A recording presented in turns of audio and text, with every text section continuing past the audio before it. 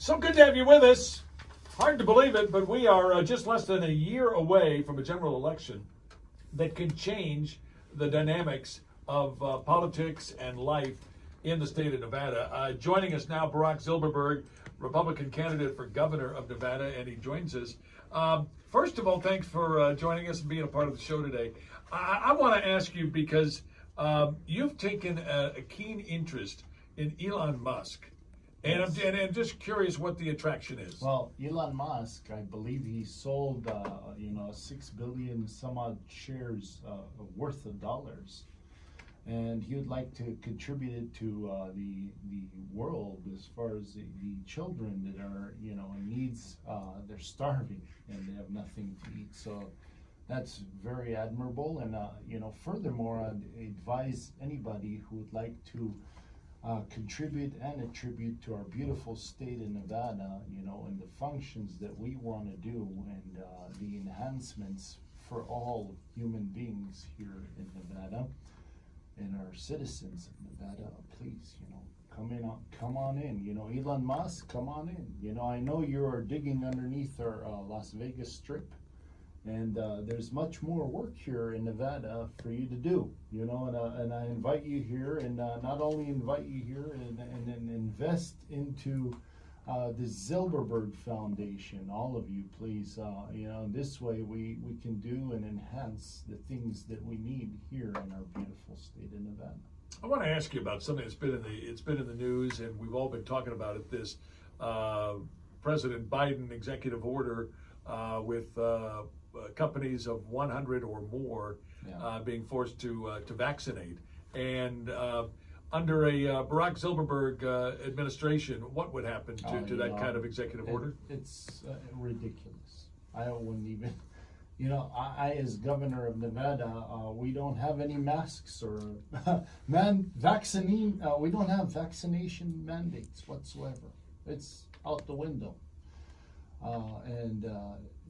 Deregulating businesses, and as far as putting a stance as such of 100 employees and more, and a lot of people are out of work because they don't want to vaccinate. That's the fact. They don't want to vaccinate, and they don't want to go along with the ordeals of the government that is imposing those functions onto our people. So they don't want to go to work. Okay. So we must deregulate as far as our small businesses. I tell you, Mr. Biden, you must, I'm telling you immediately, as far as throw that function out the window. If you don't, you're going to discourage not only people that want to work and are able to work, however, they don't want to, as far as vaccinate, because you impose this onto people and people's rights. That's not right. That's not what our constitutional is. That's not what's written in our Constitution. If he could, as far as tell us and articulate to us as to where it is in our constitutional rights that we need to vaccinate and we need to mask up, show it to me. I want to see where it is in our articulations of our constitutional rights. It's not in there, okay? Period. Everybody, we don't have these functions in our American system, So please, don't impose things that are unnecessary, and furthermore, don't discourage small businesses. And as far as our livelihoods as Americans to provide to our families, people that are working paycheck to paycheck, people that are just trying to make ends meet. What in the hell are you doing? I just don't understand. And nobody's coming out, nobody's speaking, everybody's in silence. We're all saying, okay, everything is okay. You're paying more in gas. The inflation is high. He's doing crazy things, in our society. And furthermore, he's discouraging businesses and our, as far as employment industry here in the United States of America. So you're encouraging, as far as function overseas somewhere and not in our country. So why are you sitting over there where you're sitting today? You shouldn't be sitting there today, because a person that's sitting in your position should be for the people, by the people, and with the people, and with patriotism, and hold our constitutional rights and our freedom. And what you're doing is, that is not interpreted into our functions of our country.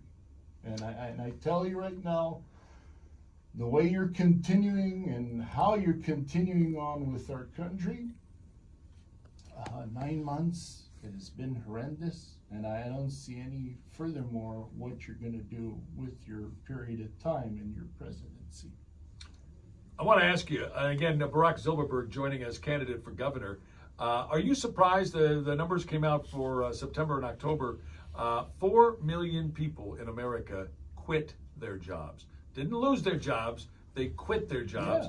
Yeah. Is that a byproduct of the vaccine mandates and things like that, or is there some other factor you think? Yeah, absolutely. And what's happening is that not only that's because of the vaccination mandates and the mask mandates and forcing people to do stuff that isn't constitutionally withheld in our constitutional rights, but furthermore, what has happened and what has transpired is that we are more reliant on the outside as far as world and continents. So we're more reliant on China.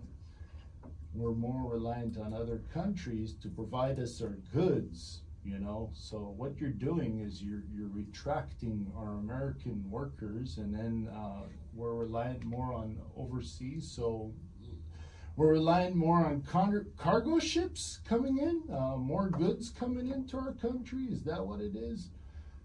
Please, everybody, we need to bring our industries, we need to bring our manufacturing, our labor force, everything here. We have to deregulate as far as what is going on here in regards to the mandates. It's ridiculous, we must all have the ability to go to work, the freedom that we have in our beautiful country. And that is uncalled for. That is simply uncalled for. What is next for the Clark County School District? Are they really going to bring back Jesus Jara? I mean, it's like they can't make up their mind. A 4-3 vote one way ends up being a 4-3 vote the other way, just a matter of months later. Yeah, where's the stances? Where are the positions in our government?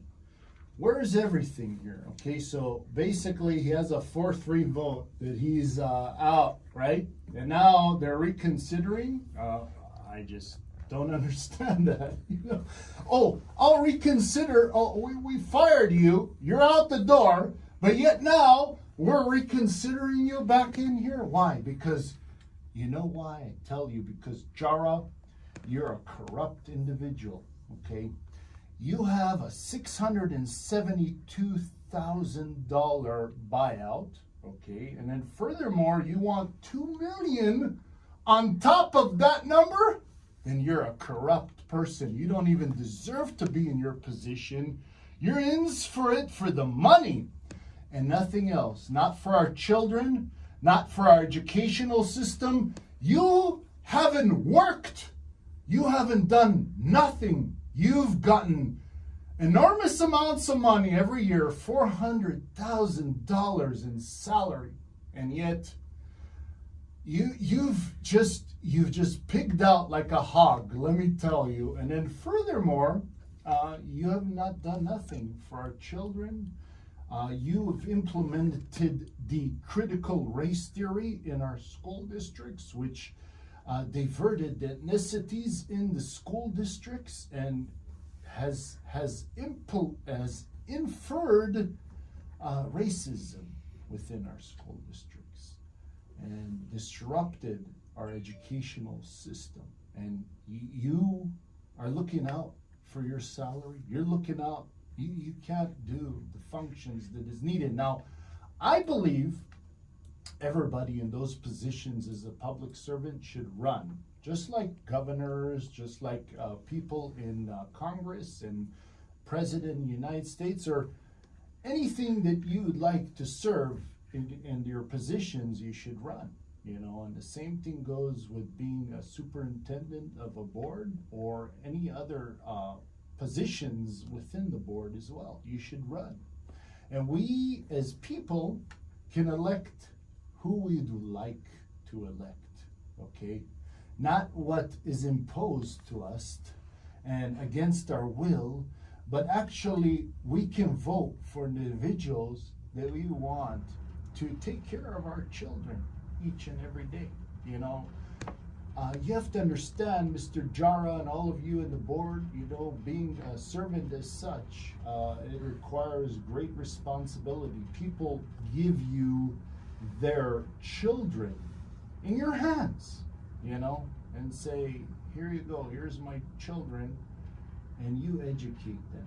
But you aren't educating them. You are deferring them, and you are not only teaching them the racism, and not only all the curriculums that you've tried to portray hasn't achieved anything. Because we are 43rd in the nation, okay, when we should be number 1 in the nation. Or within the stances of the higher brackets, and we haven't achieved that for over 40 years now. So what have you done, and what can you do? Nothing. Barak Zilberberg, candidate for governor. He might be our next governor come about a year from now. That is, of course, when the general election will be. Stay with us. More to do as we continue on AM 670 KMZQ. 670 KMZQ. Talk radio done right.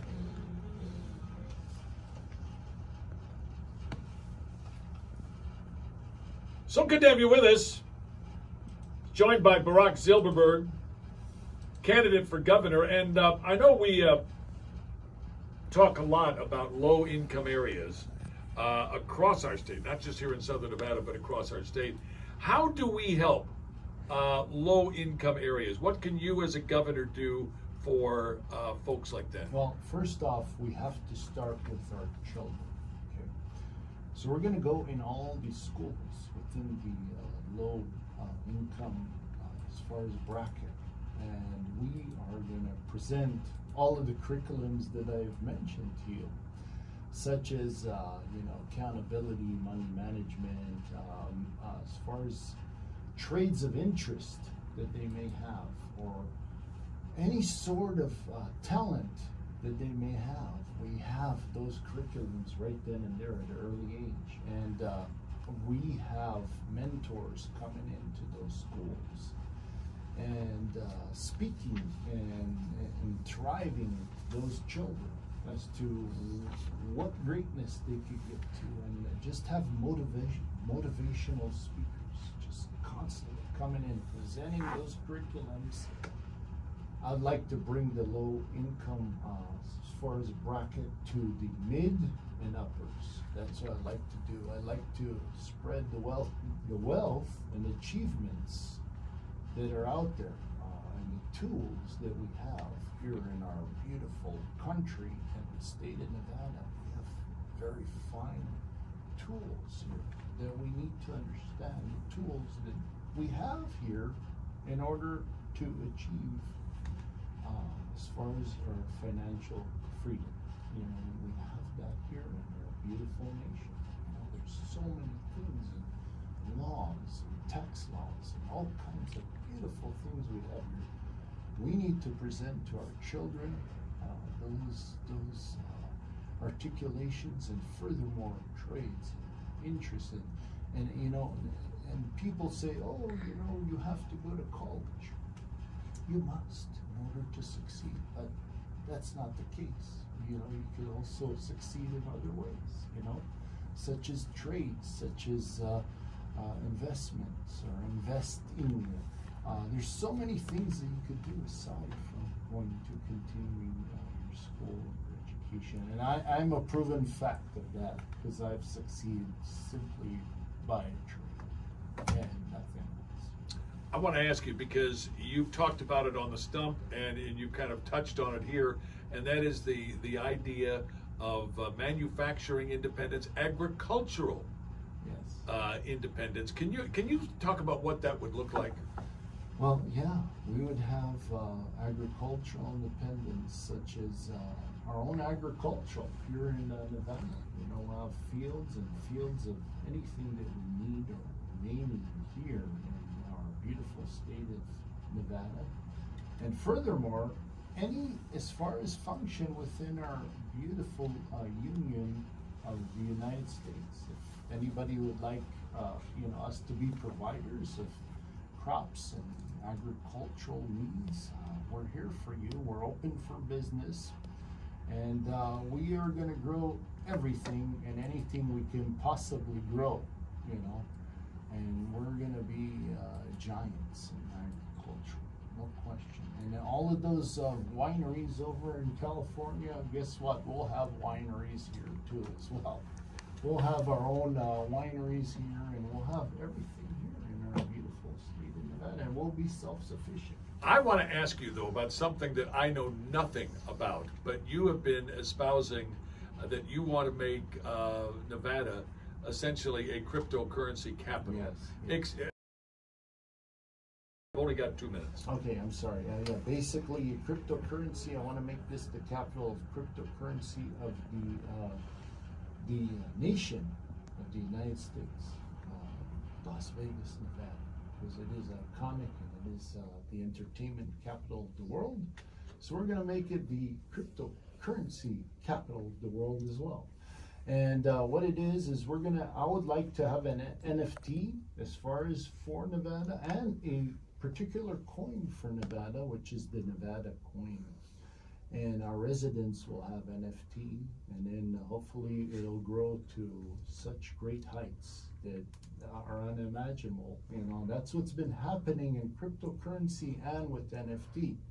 So basically, by having our own coin, we have our own currency here in our beautiful state of Nevada. And people may tender with the Nevada coin as well to our beautiful state of Nevada. That's one I have not heard of. If folks want to reach out to you, to your campaign, how do they do it? Where can they find you? Well, you guys could go into www.barackzilberberg, as far as .com. That's www.BarackZilberberg.com. Again, Barak Zilberberg, Barak Zilberberg, Barak Zilberberg, Governor of Nevada. Governor of Nevada, y'all.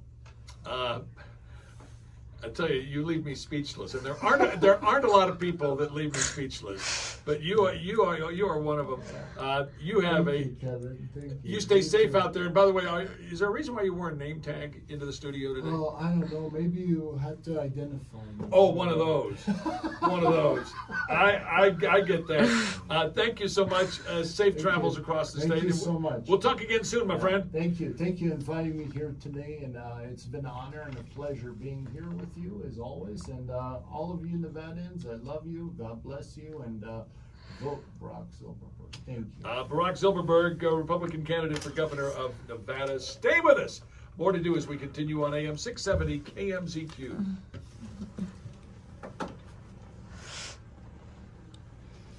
All right, Barak. Love it, man.